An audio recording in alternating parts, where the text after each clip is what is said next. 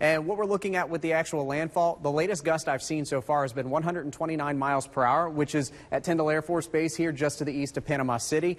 The sustained winds, though, have been 89 miles per hour. And here's a live look outside right now, I-275 at Ashley Drive here in downtown Tampa, where the heaviest of the rainfall has now shifted into South Tampa, so at least it's south of I-4 and south of I-275. We're looking at very heavy rainfall right at our morning commute, and that always creates a problem. So the heaviest rain now over downtown St. Pete, all of 275 into the western side of downtown Tampa, so West Shore over towards Himes. We are seeing the heaviest rainfall also over the airports. And we're actually moving due west now, heading over to the Carrollwood area, because what you've been talking about, those storms now moving into southeastern Hillsborough County, that's what we're going to go try and intercept in a little bit. But let's talk about what we're seeing up here in the Citrus Park and Carrollwood area. And that track shows that the storm has winds now at 150 miles per hour. This is still a Category 4 hurricane, but winds for Category 5 begin at 157 miles per hour. The heaviest and most widespread rain moving through Hillsborough and Pinellas County, and right over top of us here in downtown Tampa, 275. The veterans all looking very heavy rain for the next 15 to 20 minutes. Multiple reports of accidents here on I-4, both eastbound and westbound from Plant City over towards Valrico, Seffner, and then getting towards the I-75 corridor. So I need you two to be authentic and dance like you were as soon as the video started to roll, and nobody got to see that except me. Come on. For you. Give For the you. viewers what they want. What they don't want. Let's talk about the rain that's out there.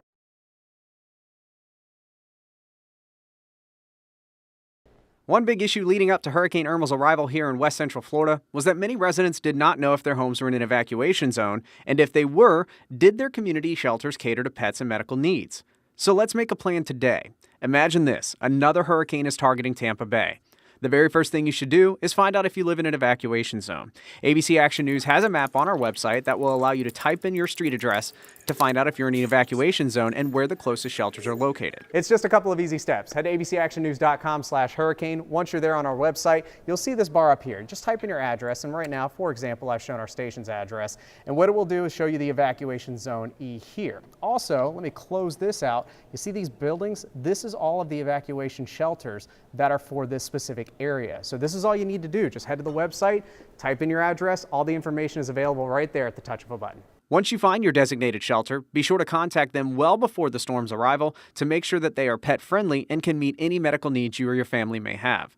Some residents did not evacuate before Irma arrived because the shelter they wanted to go to did not allow pets. We went to actually 5 other shelters before this that were full until we got to this one, and we were afraid we couldn't get our dog in and kind of panicked a little bit. Some of you may need to evacuate even if you are not in an evacuation zone. These situations are for those of you living in mobile homes.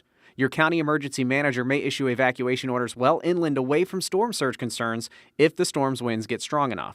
I want you to remember, you do not need to evacuate hundreds of miles should an order be placed in your community. The closest shelter could be 5 to 10 minutes from your home. Being prepared today will ensure that if another storm impacts us here in Tampa Bay, it's going to be a much easier time for you and your family. For ABC Action News, I'm meteorologist Jason Adams.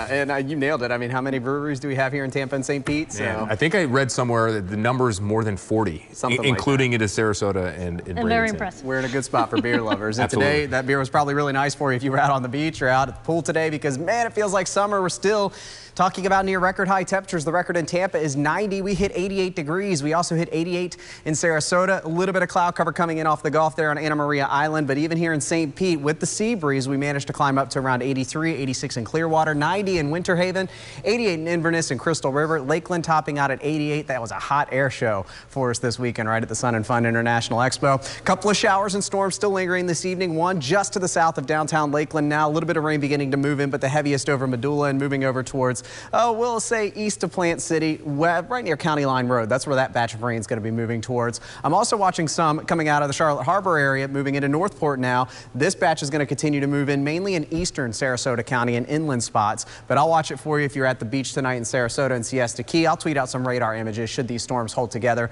But like the summertime, as we get daytime heating, we lose it as the sun sets. These storms typically tend to fade away, so I'll watch it for you. 86 still in Zephyr Hills and Brooksville. Tampa still at 87, 80 in Sarasota, 85 in Wauchula, and 85 in Avon Park, where we did have some rain there earlier today too. Your hour by hour for the rest of the evening shows partly cloudy skies unless you're in one of those spots I just showed you on Titan Doppler radar with the rain. Temperatures will fall back into the mid-70s through 1 a.m. and when you wake up tomorrow morning, it's still going to be pretty warm out there. I've had overnight lows only in the upper 60s and low 70s, which is more typical of June, July, August, and September. Not here in April. April, we typically see our lows start at around 60. We're up to 79 tomorrow. A few storms will redevelop as well, but the rain chance is running about 30%, which is close to what we saw yesterday. And many of you did see some of those scattered showers out there. So not everybody will see the rain, but there is a slightly better chance than what we saw today.